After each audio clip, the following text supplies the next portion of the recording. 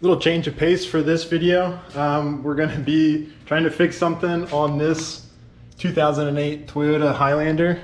It's the hybrid model. I don't really know. We can check the back, see if there's anything else listed on it. Hybrid limited. The seat warmer heater button is stuck for the passengers. So if you're a passenger, you just have to have a cold butt the entire time. So making a little bit of room in here. You can see the driver's side buttons popped out all the way, and it works and it'll function. The passenger button is pushed in and you can't release it. So there's kind of two thoughts here with this repair. Sometimes the nut on the backhand side of the button can come loose, and that's going to be the easiest case fix. But then if something actually broke with the button, we'll have to replace the unit. So we'll have to go ahead and take the trim pieces off to get to the button to inspect it and see what we might have to do from there. It should be a fairly easy thing to remove. Gonna give this a go with two tools. We just have a normal flathead screwdriver, and I do have this trim tool. If it'll be able to fit into the spots that we need it, we'll be able to separate it and pop out the trim clips.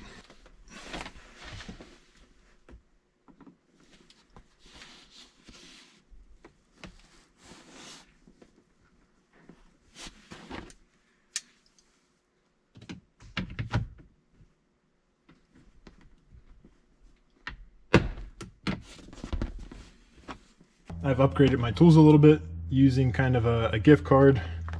I have this plastic wedge and tried to tape up the end so I didn't scratch the dash anymore. I had one little scratch in it, and I was like, I better protect the sharp tools. Started with the gift card to kind of get a little bit in there. Then the wedge was able to fit in nicely. And then the trim popping tool, you can see this part's popped out down here, so I got a couple clips here, pried out nicely here. You can start to see where the wood is sticking out, so that's pried out. And then this side as well is pried out. So basically this whole stretch over with this wood and then up this side is one giant piece. So I'll just keep working at it to get all of that out together. Okay, the piece is actually bigger than I thought. It's the whole center popped out for me. Once I got basically the edges done, I pried at this piece up top, and then at that point everything basically released. So I'll just kind of lightly try to pull this out to see what kind of connectors we have in the back. We're really only focused with this, so that's all we really need to get loose. So after disconnecting all of the plugs on the backhand side of this, we had our unit kind of in the middle. This case is on it, and just prying this off gave me kind of the boards, and you can see this being the passenger side one and this being the driver's side one. That driver side worked, passenger didn't.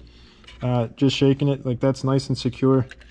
The passenger side is definitely not secure, but it looks like with a beginner's knowledge of circuit boards and whatnot, the actual unit does look okay, so we should be able to just find a way to tighten this back in. Hard to see on this camera, but you can, I guess this gray part at the bottom here looks like it has threads on it, so we're gonna have to find a way. I'm gonna keep trying and try to get this whole piece out, because then I think I might have a better angle. But yeah, I think we just gotta put this back in and maybe screw it back together, and we should have a working button again. Little progress update on this. So I have the switches out here, as you can see, and basically there's a little nut that connects the dial to the green piece in the back, but it's very hard to get to.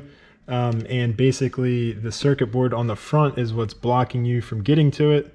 So I've been able to pry out and wiggle out the circuit board enough. I don't think the GoPro will show. Maybe in there you can see the nut in there wiggling. So basically I'm just gonna have to get in there and tighten it on to the threaded portion of this green piece, and that should honestly solve our problem. So I'll keep poking around, but we'll see how this can turn out. Trying to get in as much light as possible, but you can see the nut on the back is tight. I tightened up the driver's side one just so that we don't have to come redo this problem here soon. I used the screwdriver that I had the painter's tape around and my popsicle stick just to kind of sit in there, and then you can do kind of one edge of a turn at a time. But I'll keep going, see how much tighter I can get it, but that should solve our problem for now. So I'll go ahead, get this a little bit tighter, put this unit back together, put it back in the center panel, and then install the center panel, and we'll test it out and see if we get some seat warmers working again.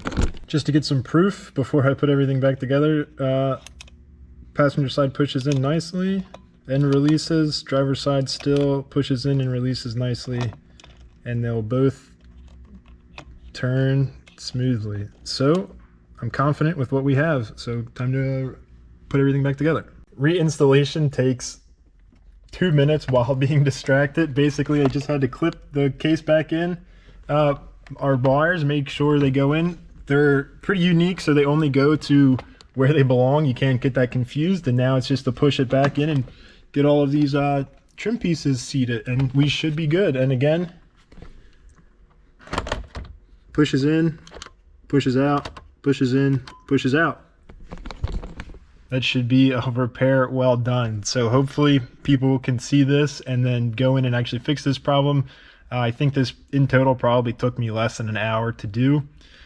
With the right kind of prying tools, you should have no problem going in, popping this unit out, tightening that nut back on, and having 2 functioning seat warmers again. And saves you a trip to the parts store and saves you about $100.